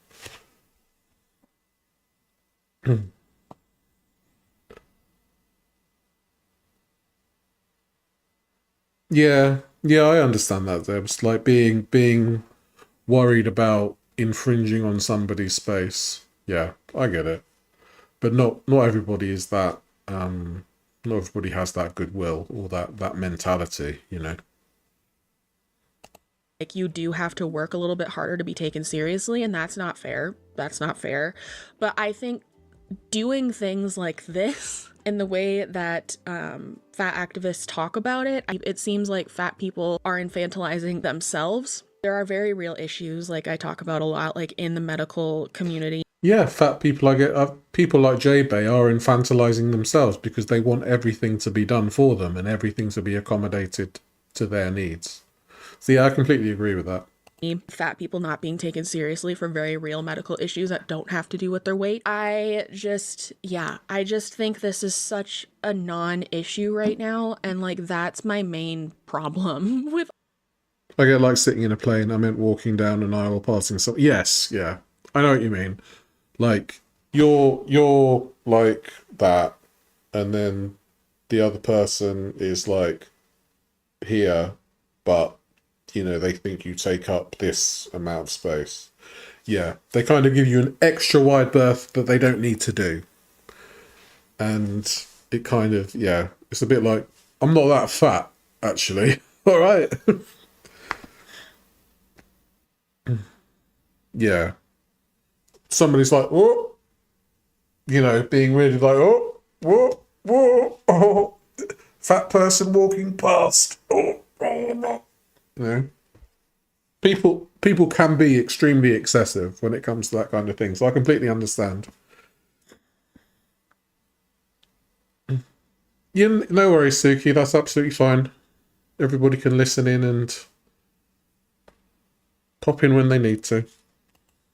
All of this, I think it's just so tone deaf to everything happening that, yeah. And I'm not saying we should stop caring about things that we cared about before all of this stuff in America started happening as Americans, right? But like, oh my God, Kim, there's people dying, you know? Like, I don't know. And it is hard because if you are disabled because of your weight, it's not like you can change your weight overnight. And I understand that. Or even if you're not and you're just experiencing all these things and you're frustrated about it, like, you can't change it overnight. And I understand that. And I understand that frustration. But like, there has to be a level of certain self-awareness where you're like, okay, I can change this. I can make my life easier. I can make the world like easier to move around in for myself. It really shouldn't be something that you do to appease other people. You should do it for yourself so that your quality of life improves. So I can attest, my quality of life improved so much after I had weight loss surgery and lost weight and just got healthier and got in better shape. And you just stop worrying about all this stuff. In terms of JaeBae, I talk about. Yeah, I get that as well. Like, you get that much better quality of life. Like, I'm not worried about walking to the shop and being worn out and taking like half an hour to 40 minutes. I'm much more at ease with being able to do things now, which is such a relief, honestly. Such a relief. And doing weight loss for yourself is super, super important. Never do weight loss for somebody else. Always do it for yourself. Because if you do it for your health, I nearly bit my tongue. If you do it for yourself, you are much more likely to achieve your goals. So when it comes to weight loss, do it for yourself. For your own health, for your own mental well-being, for your own better quality of life. Okay? I talked about this in my last reaction video with her too. I did a whole video on the history of body positivity and fat activism and stuff like that. And I found out that in the 60s, when NAFA was founded, there was another like counterpart to that fat activism group that was more radical and more feminist and things like that. And they believed in the concept of, I think, radical psychology. And this was another thing that was coming up in the 60s, and it basically was like the mindset that like you shouldn't have to change to fit society should have to change to fit you. And I think all of JaeBae's stuff, like all of this stuff, fits perfectly into that. And so I think it's really interesting how that has still carried on since the 60s. If this is what you want to make your whole thing about, be my guest. Honestly, I don't care. Where I draw the line is when you start asking people for money. And JaeBae is asking people for money to do this. And we're going to talk about that next. JaeBae is a grifty McGrifterson. She's that. Do you know what? In order to enact the Fat Bill of Rights, I need £100 from everyone. Come on, give it me. I'm not going to spend it on Uber Eats, no. What? So JaeBae actually introduced a GoFundMe surrounding her content and her message and her cause, and this is how she introduced it. So we're gonna check this out. Hey friends, I'm here today with something a little different, and I'm gonna be real with you for a minute. As you all know, I've been on this journey for a long time, fighting for fat liberation, challenging fat phobia. Does she own a farm with no animals as well? Possibly. She might be able to put her socks on standing up as well. And pushing for better representation, especially in travel, healthcare, and mental health. But I need to be honest with you. I can't do it alone anymore. I've never asked for donations before, but I've been putting so much of myself into this work. Time, energy, and even my own well-being. And it's been tough. I've hit a point where I can't keep doing it all on my own. And that's why I'm reaching out. If you've ever felt like my content has resonated with you, or if you believe in this mission, I'm asking for your help. Your donations are going to fund a lot of important work, like reaching out to businesses and healthcare providers to help them understand the needs of fat folks, and creating resources to navigate fat phobia, and even doing in-person and virtual events to spread awareness. This isn't just about me. This is about all of us working to create a world where fat people feel seen, heard, and respected. Your donations will help gather real-world data on fat experiences in healthcare and travel, so we can... Imagine, like, she wants to do this all over the world, right? And then she goes to somewhere like Yemen, where there's a famine. And they're like, you want us to accommodate your needs? No. Suffragette. actually push for change. We'll also be making materials to challenge fat phobia in public spaces and creating free resources for fat folks to thrive. This is about showing up for each other, and I know we can do something amazing if we come together. Every dollar is going towards making real change. It's bigger than me. It's bigger than you. It's about the entire fat community. It's making real change to her waistline. You know? If you're able to donate, I would be so grateful. No amount is too small. Every little bit keeps this mission going. If you can't donate, sharing this campaign would mean the world to me. Just click the link below and share it with anyone who might resonate with the work that I'm doing. Let's make some noise for fat liberation. I know we built something special here. If you've been following me for a while, you know... Fat liberation is something I don't understand. Liberation from... what? That's another thing I don't really get. Know that this community is all about empowerment, love, and challenging the status quo. This campaign is no different. It's about pushing for a world that accepts all bodies, no matter what size. I've been doing this work for years, and I'm not stopping anytime soon, but I can't keep going without your support. I'm so grateful for all of you who have supported already, and if you're able to donate or share, Well, that's the thing, Suki. It's crazy work thinking you're going to tell doctors they're wrong. It's very endemic, especially amongst fat people. They seem to think that they know best. Like, I understand that there is weight bias, and you know, you can go into the doctors and they'll be like, if you lose weight, it'll sort it right out, you know. But I don't think you should go into the doctors with the mentality that you know best. If you know best, why are you going to the doctor? Your mum does it. At 35, I lost 100 pounds on cutting calories and walking. At 50, the battle's so different. When you get older, it's a different ball game. Yeah, like at different ages, your metabolism changes, and at a certain point, it just gets extremely hard to shift the pounds. But it can still be done. Can't thank you enough. We're in this together, and I believe it with all my heart that we can make a difference. Let's make 2025 the year we change the world for fat people. Thank you for being here with me and for me. I appreciate you more than you know. If you're new here, don't forget to subscribe or follow me for more. 2025 is here, and I'm stepping into it with purpose and fire. This year isn't just about growth. It's about creating a movement.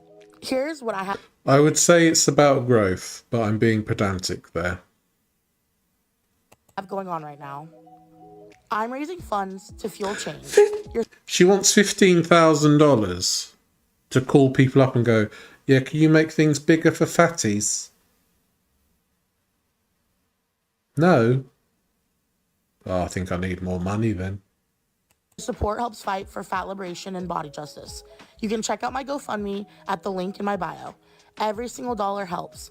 And if you can't donate, a share means just as much. This year, I'm pushing for policies like the Fat Accessibility Act and the Fat Equality Bill of Rights.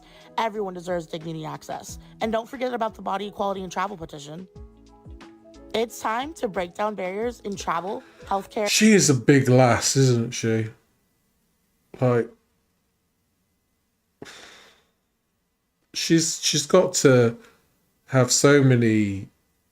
She's got to struggle so much with like how big she is, and instead of turning it inward and thinking that she needs to change by moving more and eating a bit healthier, she pushes it outwards as an anger towards society, that society should be the thing to change and not herself.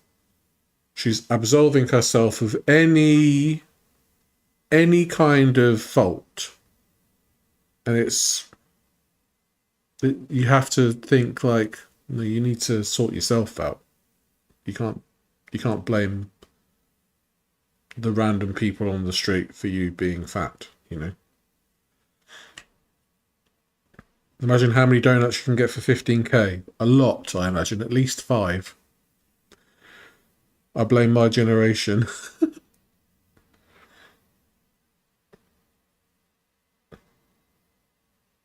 Oh God, I don't know anything about the menopause, unfortunately, but I'm sure it makes things a lot more difficult for you ladies, doesn't it?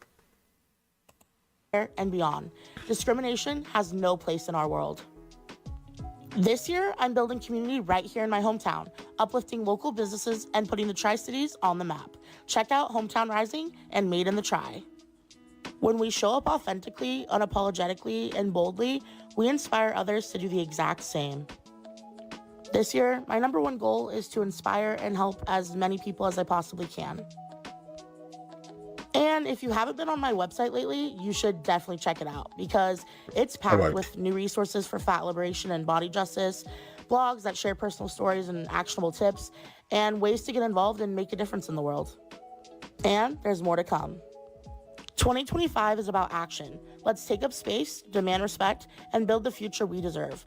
So those were like how she introduced this GoFundMe to her audience. I am all about crowdfunding. I'm all about mutual aid, right? I think there is a very fine line that is towed when it comes to asking your audience for money, right? And if people can choose what they want to do with their money, and that is that. But I just draw the line at all of this when it comes to asking for money, because after this, she started posting a lot of travel content about different places that are accessible.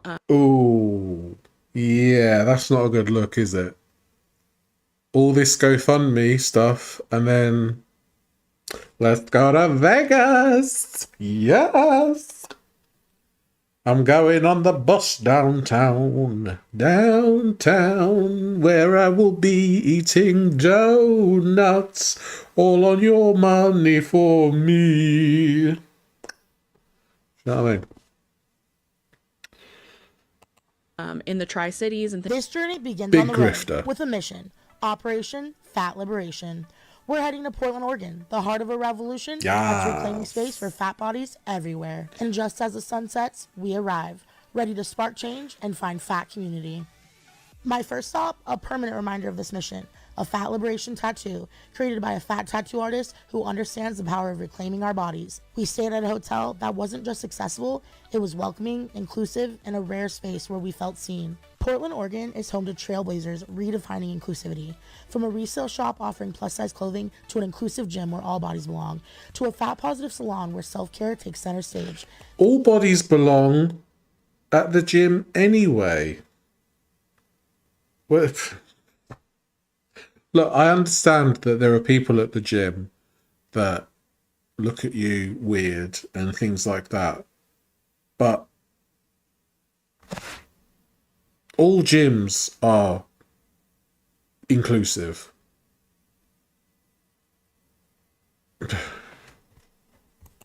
This city is leading by example. Every experience I had in Portland shattered the myths society tells about fat people.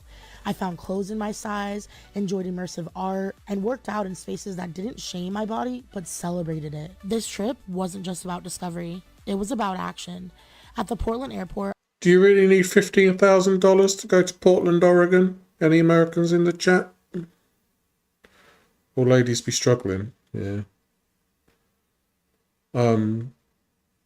When I used to go to Weight Watchers, a lot of the clientele was old ladies trying to shift a few pounds. So it's it definitely. Guess where all the Rudy Pooties are? Vegas! I protested for the fair treatment of fat travelers, with others joining me in solidarity. I connected with other incredible fat entrepreneurs and community leaders, brainstorming ways to amplify this movement. Moments of joy reminding me what this is all about, creating a world where we can simply exist, thrive, and enjoy life without judgment. This journey was more than a trip. It was a celebration of fat liberation, a testament to the power of community, and a reminder that everybody deserves to feel at home in this world. Portland, Oregon, you've shown us the way forward. This is just the beginning, because all of them were paid partnerships, but I'm like, is the GoFundMe funding like her traveling to these places? Which I feel like it is. And she treats travel, especially air travel, as So she was getting the money for the GoFundMe, and she was getting paid to travel to Portland, Oregon to have a tattoo and go in a big fat hotel gym thing. She is a big old bloody grifter. Probably why she's in jail, yeah. For frauding everyone. as if it's something that like people are entitled to be able to do. Is it a convenience and a like necessary thing for a lot of things, and it hasn't become priced up the like, yes. She doesn't understand that like traveling for leisure like is just a luxury. A lot of people aren't able to do it. I do think it's worth it to point out things that are accessible in different cities for different reasons. Like I've been asked to talk about, I don't know if there's still a thing on TikTok, but there used to be an account called Plus Size Park Hoppers, and they were a bunch of plus size people going around to Disney parks and restaurants and stuff like that, trying them out, seeing how fat friendly they were. I didn't have an issue with that because like I think, again, because your weight isn't something you can change overnight, like this kind of content like is important. Or if you just don't want to lose weight but are not complaining about the fact that like you might not be able to do certain things because of it, I think that kind of content is important. And so I don't necessarily think the accessibility content is an issue, but just like given the fact that she started asking people for money on a GoFundMe, still is asking for people in a GoFundMe, follows that up by traveling and going to salons and getting tattoos, staying at really nice hotels, getting her nails done, all of that kind of stuff. Which Yeah, them bunk beds in prison, they ain't a patch on those hotel beds, I tell you. I don't know. It's just, it rubs me the wrong way, and I just need more. Like, I read the GoFundMe, and for me, there just wasn't enough transparency. This is JaeBae. How much? $15,000. Right. I'll be off then. I'll see you later. I'm off on holiday.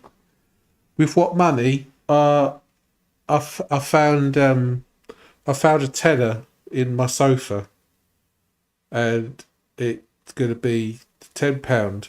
Portland, Oregon's. Bye. It's it's a bit suspect, isn't it? About what the money would be going towards. There was another one that I wanted to talk about just in terms of like the GoFundMe and how she's presenting it to her audience. So we're just gonna look at that real quick. All right, let's debunk the fatphobic solutions to small plain seats. Ready? Let's go. Rebuttal number 1, just lose weight. Oh, so I should just change my entire body to accommodate your comfort?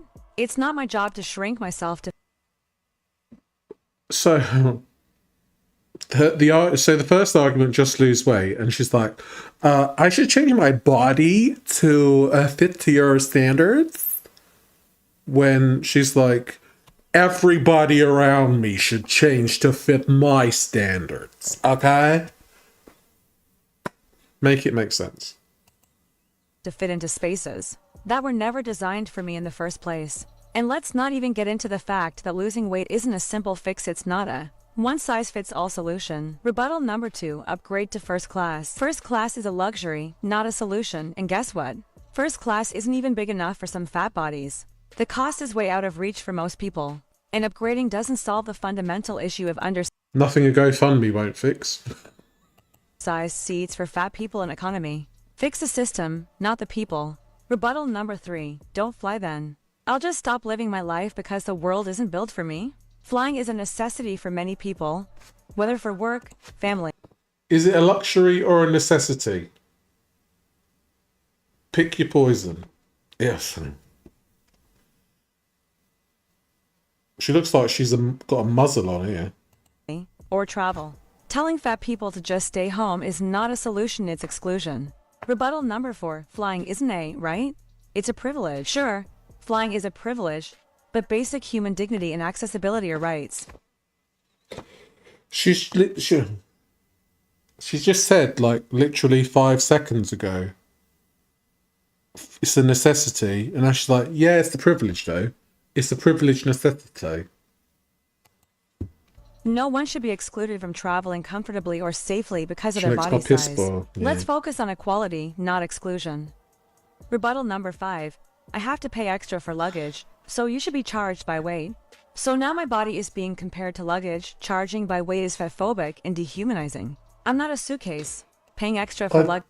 I dare say, being overweight, you got more junk in the trunk, and trunk is a piece of luggage, so you should pay more for luggage junk in the trunk.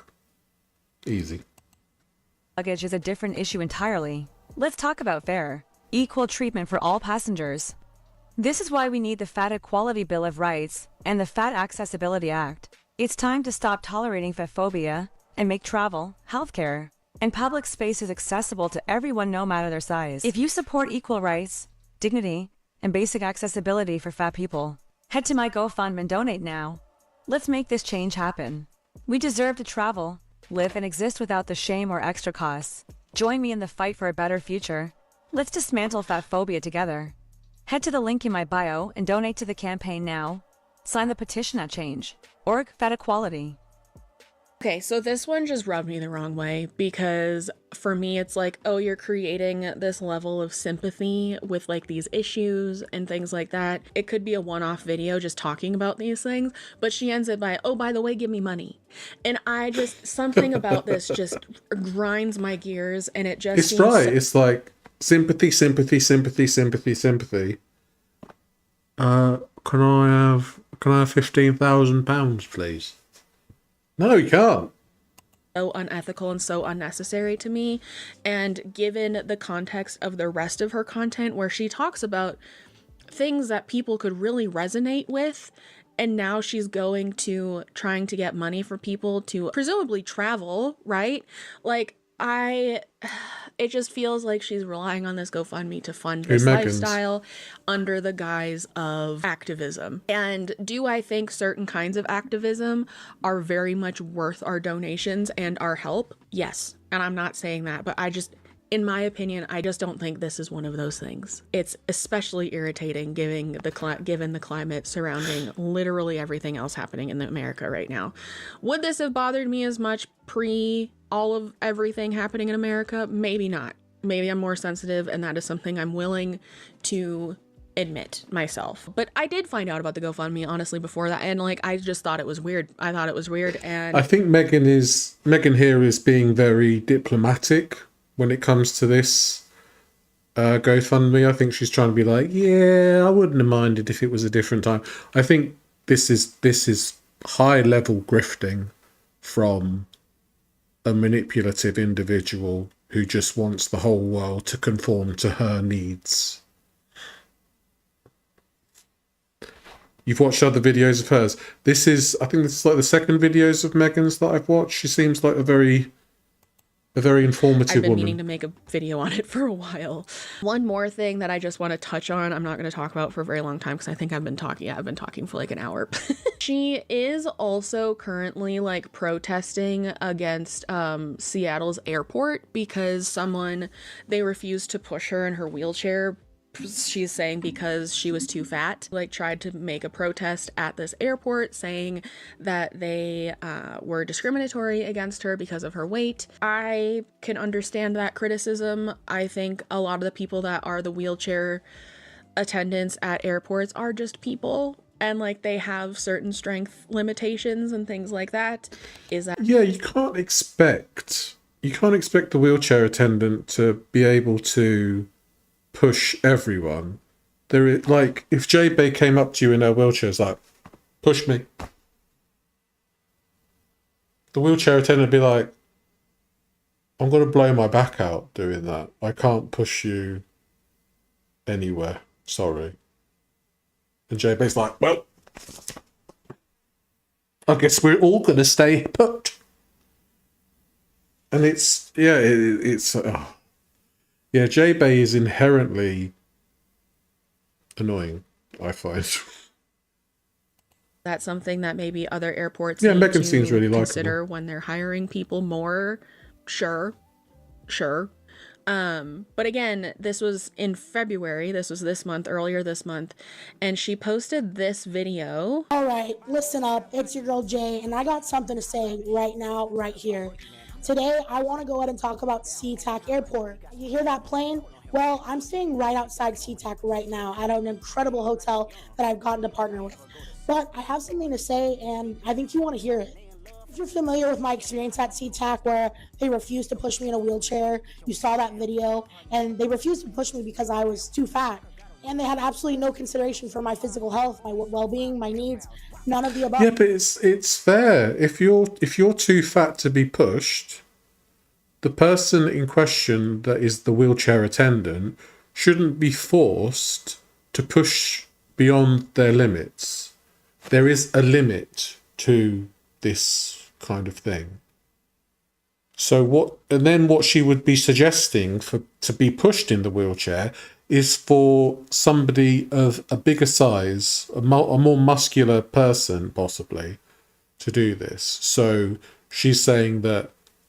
essentially she's saying that you need to be a bit more discriminatory when it comes to your wheelchair attendants. They need to be of a bigger build to be able to push the fatties, you know? So she kind of just dilutes her argument here, really, doesn't she? Well, I thought maybe I was the only person that happened to experience that, and it was just something that was really uncommon. And then I talked to someone incredible in our community, and they're a much smaller fat person than I am, and they experienced the same damn thing. Then I talked to someone else who has also experienced something very similar. And you know what? Enough is enough. If you've ever had a bad experience with SeaTac, we would love for you to come out and be part of the protest.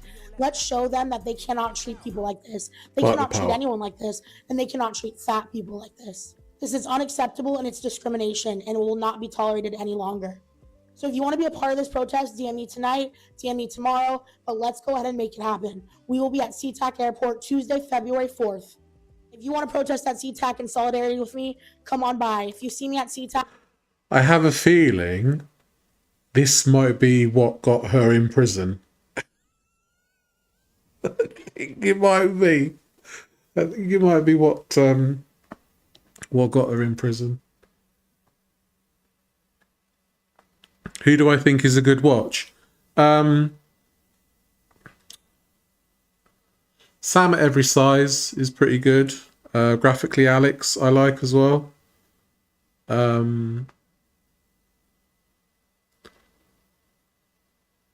I don't really watch many foodie beauty reactors anymore. I used to really enjoy Girl World Island, but he's MIA, so...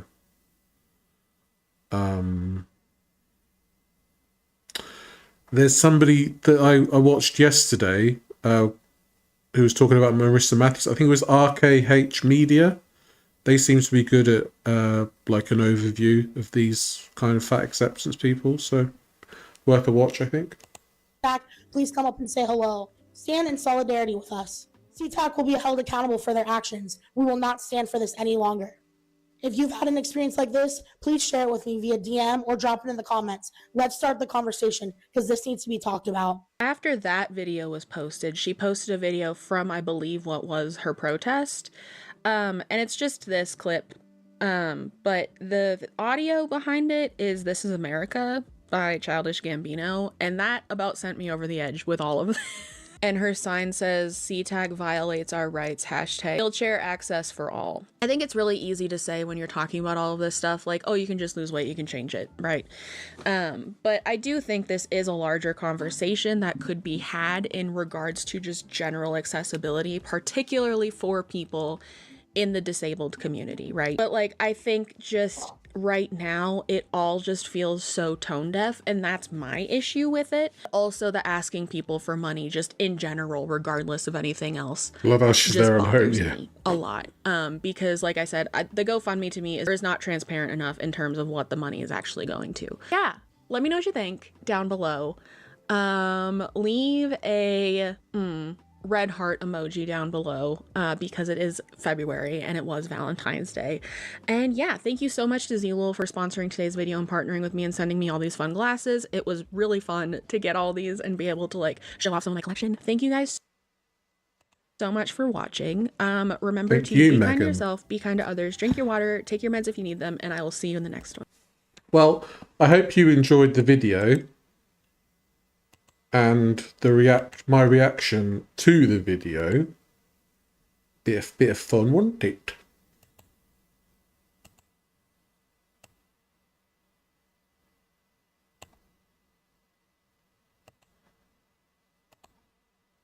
There's the video link if you want to watch it yourselves unabated.